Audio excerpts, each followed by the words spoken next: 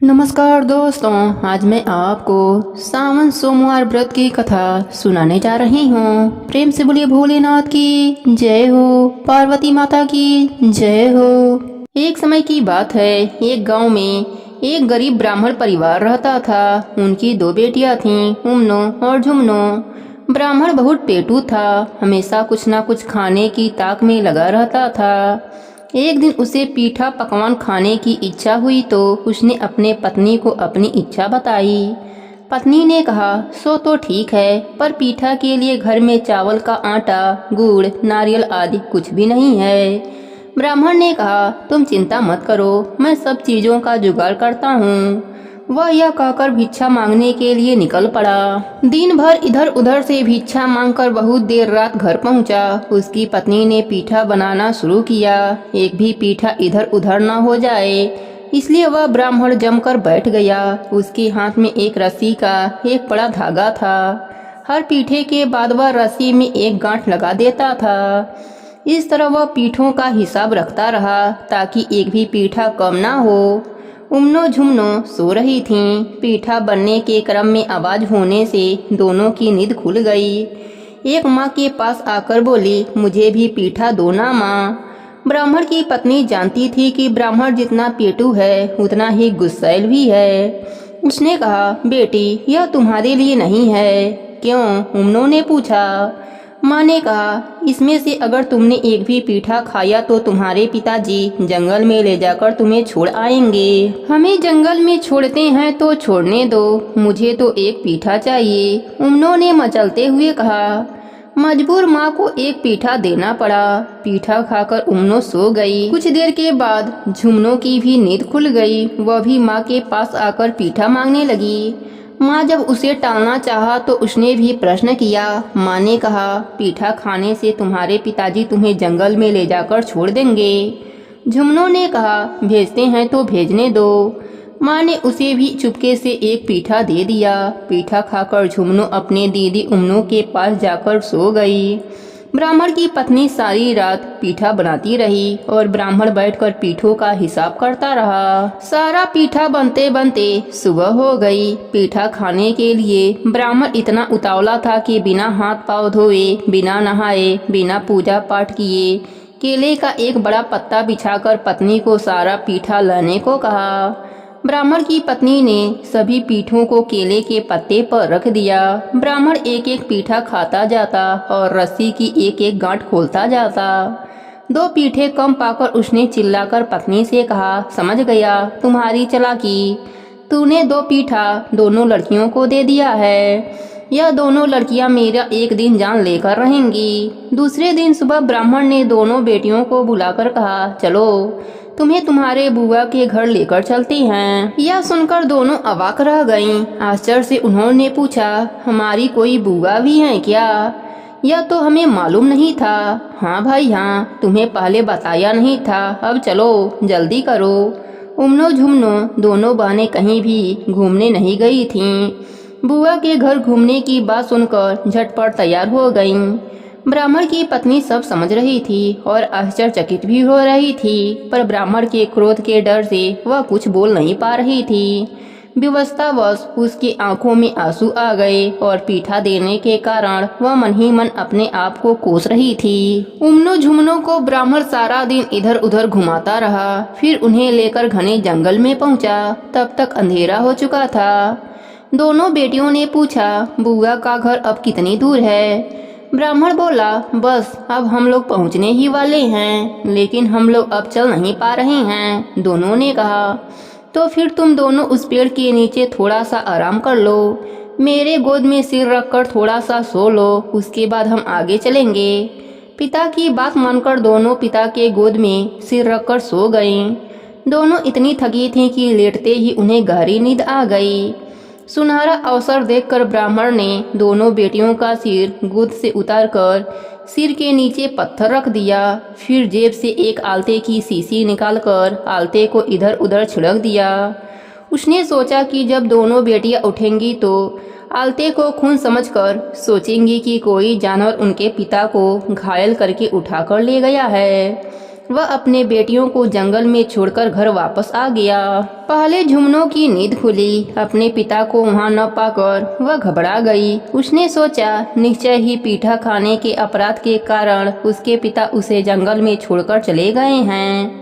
उसने उम्नो को जगाया। उसे भी विश्वास नहीं हो रहा था कि उसके पिता इस तरह छोड़कर जा सकते हैं।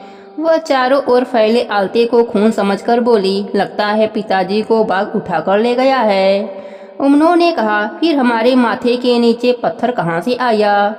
यह बात तो है, उम्नो ने कहा, हमें याद है वह समय हम पिताजी के गोद में सिर रखकर सो रहे थे। अगर बाघ पिताजी को ले जाता तो हमारे सर के नीचे ईंट कौन रख जाता? निश्चय रूप से पीठा खाने के अपराध में पिताजी ने हमें जंगल में छोड़ दिया है, झुमनों ने कहा। झुमनों की बात उसे सच लगी, परंतु अब वह क्या करें? चारों ओर घना जंगल, जंगली जानवरों की आवाजें। अब वे क्या करेंगी? कहाँ जाएंगी? झुमनों ने कुछ देर तक सोचने के बाद कहा, दीदी, इस समय हमें धैर्य से काम लेना होगा। चिंता करने और रोने धोने से कोई लाभ नहीं होगा। पहले हमें किसी सुरक्षित आश्रय की खोज करनी चाहिए। सामने एक विशाल बरगद का पेड़ है, उसकी ओट पर हम रात बिता सकते हैं।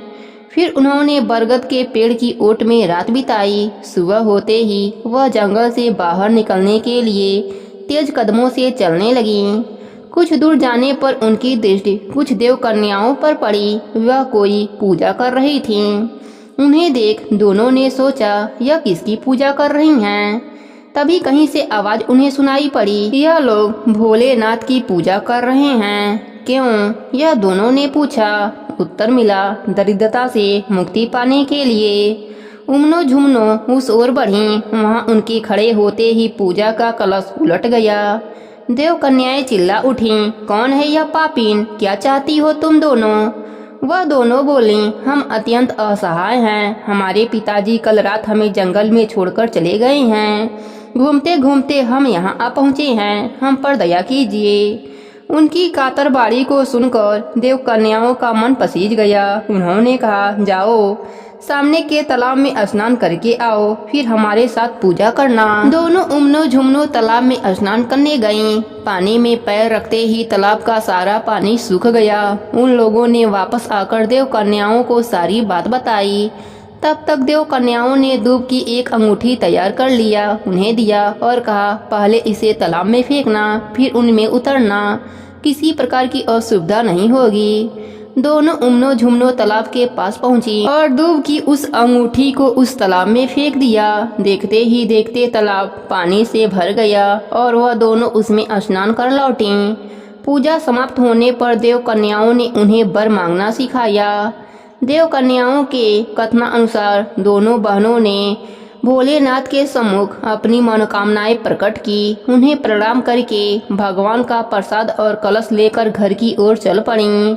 रास्ते में एक जगह दोनों ने देखा, छोटे से तालाब में ढेर सारा कर्मी का साग है। उन्हें साग तोड़ने की इच्छा हुई। दोनों ने जैसे ही तालाब की ओर पैर बढ़ाया, एक सोने का सिर उम्नो के पैर में उलझ गया।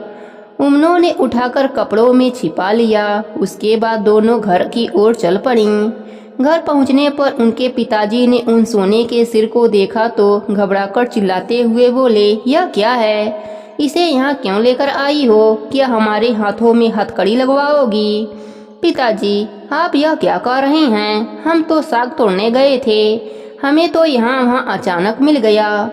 तुम्हारे कहने से कुछ नहीं होता, तुरंत इसे फेंक दो। यह कहकर ब्राह्मण ने सोने के सिर को फेंक दिया।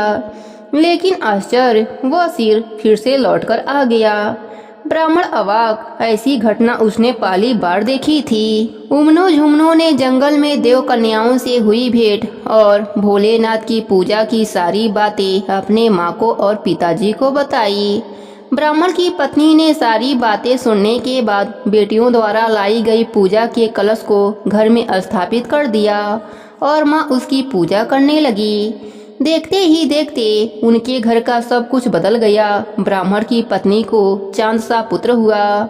भोलेनाथ की कृपा से उमनो का उस देश के राजा के साथ तथा झुमनो का वहाँ के मंत्री के साथ विवाह हो गया। बेटियों के ससुराल जाने से पहले ब्राह्मण ने उनसे पूछा, हाँ तो बेटी, तुम लोगों की कोई इच्छा हो तो बोलो। उमनो ने कहा, बहुत दिनों से मांगुर मछली का शोरबा नहीं पिया, खूब इच्छा हो रही है। झुमनो ने कहा, आज सावन का सोमवार है, मैं पूजा करना चाहती हूँ, इसके लिए जरूरत का सारा सामान ला दीजिए। ब्राह्मण ने सारा सामान लाकर दे दिया।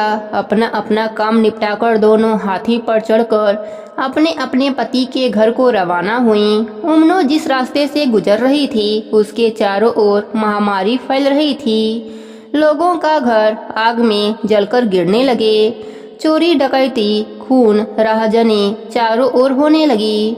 दूसरी ओर जिस रास्ते से झुमनो जा रही थी उसके चारों ओर से खुशी की आवाजें आ रही थी। पेड़ पौधे फूलों से लद रहे थे। खेतों में खूब फसल लहलहा रही थी। उमनो राजा के साथ राजमहल में आई। राजा की माँ ने द्वार पर ही सोने की चौकी, सोने की डलिया लेकर खड़ी थी। उमनो ने जैसे ही सोने के चौकी पर पैर रखा वह लोहे में बदल गया। उमनो के सिर पर सोने की डलिया छुआते ही वह डलिया भी लोहे में बदल गया।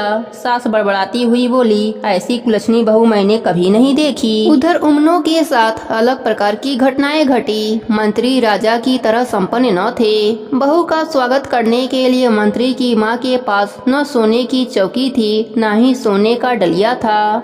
मंत्री की माँ साधारण सामान लेकर खड़ी थी, लेकिन चमत्कार हो गया। झुमनो ने जैसे ही चौकी पर पैर रखा चौकी सोने की हो गई। डलिया भी छुआते ही सोने की हो गई। ऐसी सुलछड़ी बहू पाकर सास के खुशी का ठिकाना न रहा। इतना ही नहीं, उमनो को रानी बनाकर लाने के बाद से राजा के मानो बुरे दिन आ गए। कभी हाथी खाने में हाथी मरते तो कभी घोड़सवार में घोड़े मरते। राज्य में चारों ओर महामारी फैल गई। लोगों ने आपस में कहना शुरू कर दिया, ऐसी कुलछनी बहू कभी नहीं देखी, एक एक करके सभी को खा जाएगी। राजा को खटका लगा। एक तरफ उसके घर का बुरा हाल और दूसरी ओर मंत्री का दिन पर दिन उन्नति हो रही थी। एक दिन राजा ने मंत्री से साफ शब्दों में पूछा कि यह सब कैसे हो रहा है भाई। मंत्री बोला, यह तो मैं भी नहीं समझ पा रहा हूँ। राजा ने कहा, चाहे जो हो, कुलछनी बहू मुझे नहीं चाहिए, कल ही उसकी गर्दन कटवा देना। मंत्री धर्म संकट में पड़ गया, लेकिन राजा का आदेश वह टाल नहीं सकता था। लाचार होकर जल्लाद को बुलाकर उसने राजा के आदेश का पालन करने को कहा, लेकिन जल्लाद को दया आ गई। उसने उमनो को झुमनो के घर के सामने छोड़ दिया और एक कुत्ते को काटकर उसका खून राजा को दिखा दिया। झुमनो ने बड़े प्यार से उमनो को अपने पास बैठाकर उसकी सारी बातें सुनी। फिर कहा, जानती हो दीदी, यह सब भोलेनाथ के कोप से हो रहा है। झुमनो ने उमनो को अपने ही घर में इस प्रकार छिपा कर रखा कि उसके पति को भी इसकी भनक नहीं लगी। इधर भोलेनाथ की कृपा से ब्राह्मण ने अपने पुत्र की शादी करने की बात सोची। एक दिन बारात लेकर वह अपने बेटे का विवाह करने निकला। कुछ दूर जाने पर लड़के ने कहा, हो सरौता लाना तो मैं भूल गया। ब्राह्मण बोला, कोई बात नहीं, मैं तुरंत लेकर आता हूँ, तुम लोग यहीं प्रतीक्षा करो। ब्राह्मण दौड़ते दौड़ते घर पहुँचा। ब्राह्मण की पत्नी उस समय दरवाजा बंद करके भोलेनाथ की पूजा कर रही थी। ब्राह्मण प्रतीक्षा न कर सका, दरवाजा तोड़कर घर में घुस गया। गुस्से से वह थर थर कांप रहा था। लाठी के प्रहार से उसने पूजा के कलश को चकनाचूर कर दिया। उसके बाद सरौता लेकर तेजी से उस ओर चल पड़ा जहां उसका बेटा और बाराती इंतजार कर रहे थे, लेकिन वहाँ कोई नहीं मिला। न बाराती थे न गाजा बाजा, केवल उसका बेटा खड़ा रो रहा था। बहुत दुखी होकर ब्राह्मण घर लौट आया, परंतु यह क्या, विशाल घर के स्थान पर पहले जैसा भूस का घर बन गया। ब्राह्मण हस्तप्रस्त रह गया। उसकी पत्नी रोती हुई बोली, भोलेनाथ ने जो दिया था सब ले लिया। ब्राह्मण शांत भाव से बोला, जो होना था वह हो गया, सब भूलकर तुम फिर से भोलेनाथ की पूजा करो। ब्राह्मण की पत्नी दुखी होकर बोली, कैसे करूं पूजा, कुछ भी तो घर में नहीं है। ब्राह्मण बोला, चिंता मत करो, मैं सारी व्यवस्था करता हूँ। ब्राह्मण सहायता लेने की आशा से झुमनों के घर गया। बेटी के ठाट बाट देखकर वह दंग रह गया। उसने देखा दासियां सोने के घड़े में जल डालकर झुमनों को नहला रही हैं। ब्राह्मण ने दासियों को अपना परिचय दिया, लेकिन उन्हें उसके बात पर विश्वास न हुआ। तब ब्राह्मण घास की एक अंगूठी बनाकर पास रखे एक घड़ा में डाल दिया। जब दासियां झुमनों के सिर पर जल डाल रही थी, तब वही घास की अंगूठी गिर पड़ी। झुमनों ने पूछा, यह क्या है, किसने डाला? एक दासी बोली, एक आदमी ने। वह बता रहे हैं कि वह आपके पिताजी हैं। झुमनों ने आदेश दिया, उन्हें जल्दी यहाँ ले आओ। दासियां शीघ्र ब्राह्मण को अंदर ले गईं। झुमनों ने अपने पिता का आदर सत्कार किया, फिर बहुत सारा रुपए पैसा सामान देकर सम्मान पूर्वक उन्हें विदा किया। लेकिन रास्ते में ही डाकुओं ने सब कुछ लूट लिया। बेचारा ब्राह्मण खाली हाथ घर लौटा। पति को खाली हाथ लौटा देख उसकी पत्नी ने पूछा, क्या हुआ, बेटी ने कुछ नहीं दिया क्या? ब्राह्मण बोला, दिया तो बहुत कुछ था, लेकिन डाकुओं ने सब कुछ लूट लिया। अब क्या होगा? इस बार तुम जाओ, ब्राह्मण बोला। ब्राह्मण की पत्नी झुमनों के घर गई। वहां उसका बहुत आदर सत्कार हुआ। उसने अपने आने का कारण बताया। झुमनों अपने माँ को सलाह देती हुई बोली, तुम यहीं भोलेनाथ की पूजा करके घर जाना। ब्राह्मण की पत्नी मान गई। उसके बाद सावन का महीना आया। झुमनों ने अपने दीदी उमनों को उपवास रखने और भोलेनाथ की पूजा करने को कहा। पूजा के अंत में इच्छित वर मांगने को कहा। ब्राह्मण की पत्नी ने मांगा, मेरा सब कुछ पहले जैसा लौट आए। उमनों ने मांगा, मेरा घर जैसा था फिर से वैसा हो जाए, मुझ पर पति की कृपा हो जाए। देखते ही देखते दोनों की इच्छाएं पूर्ण हो गईं। उनके जीवन में किसी भी चीज का अभाव न रहा। अब तो उमनो झुमनो और उसकी माँ हर साल सावन सोमवार का व्रत करने लगीं और सावन के पूरे महीने में भोलेनाथ का नित्य नियम निभाने लगीं, जिसके फलस्वरूप उनको इहलोक पर सुखों की प्राप्ति हुई और मरने के बाद शिवलोक का सुख मिला। हे भोलेनाथ, जैसे आपने इन सब पर अपनी कृपा करी, वैसे ही अपने सभी भक्तों पर अपनी कृपा बनाए रखना। सबके व्रत को पूर्ण करना। प्रेम से बोलिए भोलेनाथ की जय हो, पार्वती माता की जय हो। एक बहुत धनवान साहूकार था, जिसके घर धन आदि किसी भी प्रकार की कमी न थी, परंतु उसको एक दुख था कि उसके कोई भी पुत्र न था। वह इसी चिंता में रात दिन रहता था। वह पुत्र की कामना के लिए प्रति सोमवार को शिव जी का व्रत और पूजन किया करता था तथा सायंकाल को शिव मंदिर में जाकर शिव जी के श्री विग्रह के सामने दीपक जलाया करता था।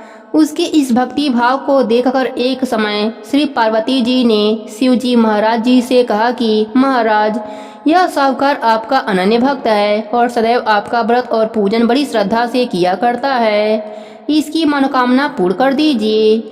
शिव जी ने कहा, हे पार्वती, यह संसार कर्म क्षेत्र है। जैसे किसान खेत में जैसा बीज बोता है वैसा ही फल काटता है, उसी तरह इस संसार में प्राणी जैसा कर्म करते हैं वैसा ही फल भोगते हैं। पार्वती जी ने अत्यंत आग्रह से कहा, महाराज, जब यह आपका अनन्य भक्त है और इसको अगर किसी प्रकार का दुख है तो उसको अवश्य दूर करना चाहिए, क्योंकि आप सदैव अपने भक्तों पर दयालु होते हैं और उनके दुखों को दूर करते हैं।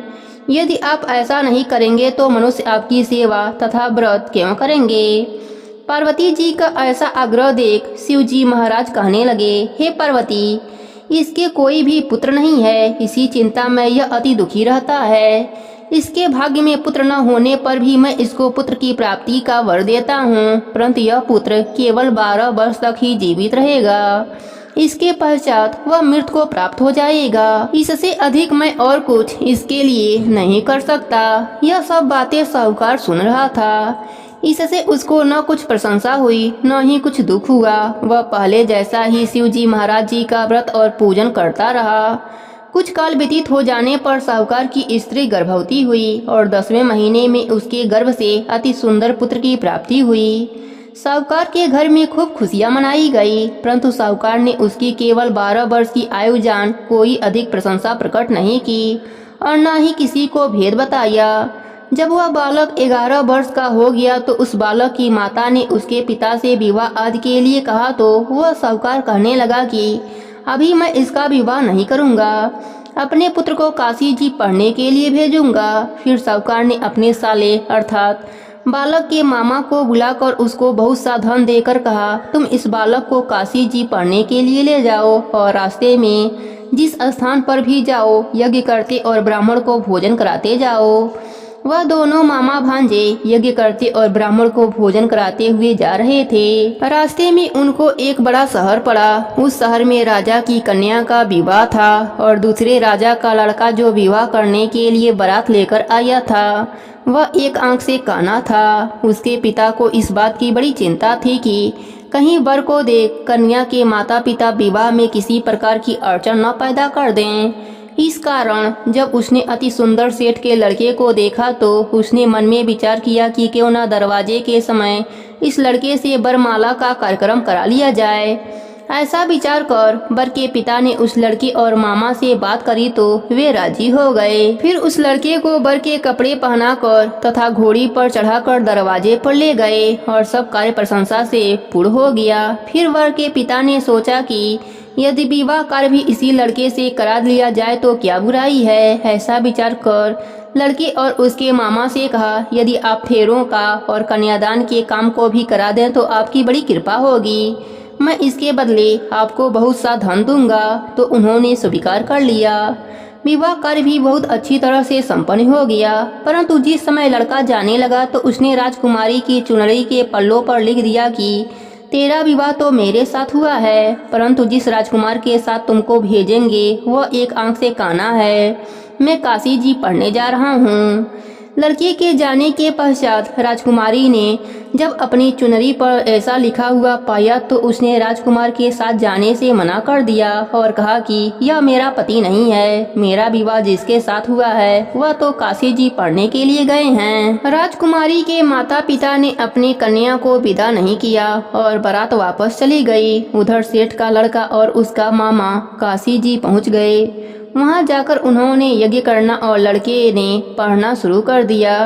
जब लड़के की आयु 12 साल की हो गई उस दिन उन्होंने यज्ञ रचा।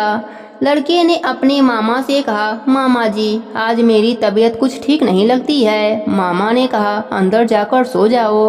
लड़का अंदर जाकर सो गया और थोड़ी देर में उसके प्राण पखेरु उड़ गए। जब उसके मामा ने आकर देखा तो वह मुर्दा पड़ा है तो उसको बड़ा दुख हुआ और उसने सोचा कि अगर मैं अभी रोना पीटना मचा दूं तो यज्ञ का कार्य अधूरा रह जाएगा। अतः उसने जल्दी से यज्ञ का कार्य समाप्त कर ब्राह्मणों के जाने के बाद रोना पीटना आरंभ कर दिया। संयोगवश उसी समय शिव जी पार्वती जी उधर से जा रहे थे। जब उन्होंने जोर जोर से रोने की आवाज़ सुनी तो पार्वती माता कहने लगी, महाराज कोई दुखिया रो रहा है, इसके कष्ट को दूर कीजिए। जब शिव जी और पार्वती जी पास जाकर देखा तो वहाँ एक लड़का मुर्दा पड़ा था। पार्वती माता कहने लगी, महाराज यह तो उसी सेठ का लड़का है जो आपके वरदान से प्राप्त हुआ था। शिव जी कहने लगे, हे पार्वती इसकी आयु इतनी ही थी सो यह भोग चुका। तब पार्वती माता ने कहा, हे महाराज इस बालक को और आयु दीजिए, नहीं तो इसके माता पिता तड़प तड़प कर मर जाएंगे। पार्वती जी के बार बार आग्रह करने पर शिव जी ने उसको जीवन वरदान दिया और शिव जी महाराज जी की कृपा से लड़का जीवित हो गया। शिव जी और माता पार्वती कैलाश को चले गए। वह लड़का और मामा उसी प्रकार यज्ञ करते और ब्राह्मण को भोजन कराते अपने घर की ओर चल पड़े। रास्ते में उसी शहर में आए जहां उसका विवाह हुआ था। वहां पर आकर उन्होंने यज्ञ आरंभ कर दिया तो उस लड़के के ससुर ने उसको पहचान लिया और अपने महल में ले जाकर उसकी बड़ी खातिर की। साथ ही बहुत दास दासियों सहित आदर पूर्वक लड़की और जमाई को विदा कर दिया। जब वे अपने शहर के निकट आए तो मामा ने कहा, मैं पहले घर जाकर खबर कर आता हूँ। जब उस लड़के का मामा घर पहुंचा तो लड़के के माता पिता घर के छत पर बैठे थे और यह प्रण कर रखा था कि यदि हमारा पुत्र सकुशल लौट आया तो हम राजी खुशी नीचे आ जाएंगे, नहीं तो छत से गिरकर अपने प्राण को दे देंगे। इतने में उस लड़के के मामा ने आकर यह समाचार दिया कि आपका पुत्र आ गया है, तो उसको विश्वास नहीं आया। उसके मामा ने शपथ पूर्वक कहा कि आपका पुत्र अपनी स्त्री के साथ बहुत सारा धन लेकर आ रहा है। तो सेठ ने आनंद के साथ उसका स्वागत किया और बड़ी प्रशंसा के साथ रहने लगे। इसी प्रकार से जो कोई भी सोमवार के व्रत को धारण करता है अथवा इस कथा को सुनता है, उसकी समस्त मनोकामनाएं पूर्ण हो जाती हैं। हे भोलेनाथ, अपने सभी भक्तों पर अपनी कृपा बनाए रखना, सबके व्रत को पूर्ण करना। प्रेम से बोलिए भोलेनाथ की जय हो, पार्वती माता की जय हो।